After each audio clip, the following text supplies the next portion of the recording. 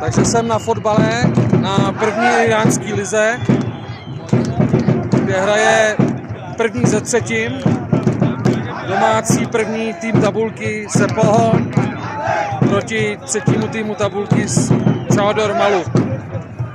Takže by to měl být top spíl první iránské ligy tohohle víkendu. Tak jsem na to zvědavý.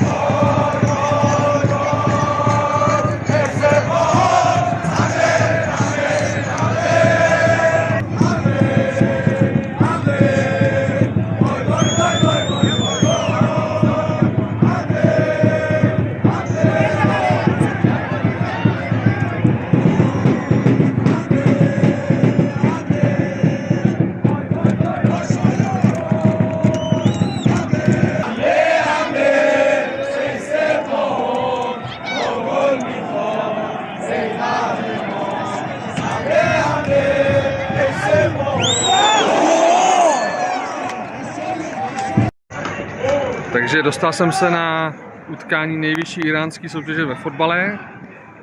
Prvního Sepohonu Isfahan proti třetímu týmu Chador Mallu. Je to teda zatím 0-0. A samozřejmě stadion a úroveň zázemí asi neodpovídá našim standardům v Evropě, ale je to pěkný velký stadion se sedečkama.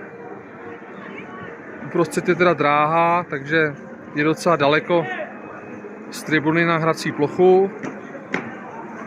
Řekl bych, že kapacita je omezená, že tedy do prodeje jde jenom nějaký zlomek vstupenek, protože většina míst zůstala prázdná. Tady je nejsilnější tábor vlastně domácích na té hlavní tribuně. Protější tribuna, tam jsou taky domácí fanoušci plus fanoušci hostů, ty jsou tam v tom malém táboře naproti. A ženy, ty sedí tam nahoře, to vypadá, to mají oddělený sektor, v tom druhém prstenci nahoře. Jinak je tady občerstvení, je tady i mešita, takže namaz ne, takže modlitebny prostě, kdyby chtěl někdo si jít pomodlit, tak tady může taky. Jsou tady bufety, občerstvení, můžeme si jeden ukázat, jak vypadá.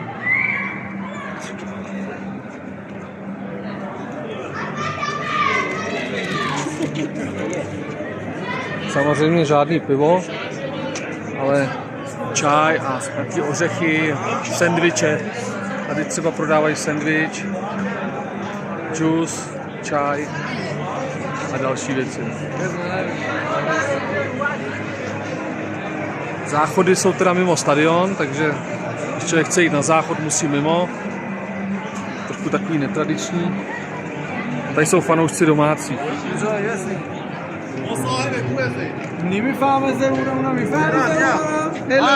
Hay. Salam, salam. Ale fanoušci domácích mě budou chtít vyspovídat, takže já to teď ukončím. Záchody jsou mimo stadion. Tamhle naproti.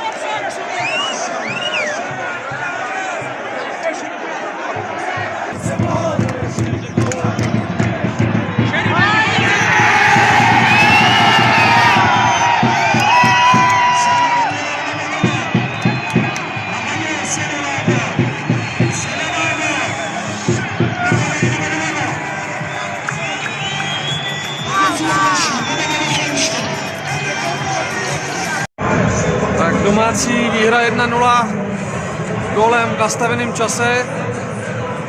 A mám to i na videu, takže úspěch.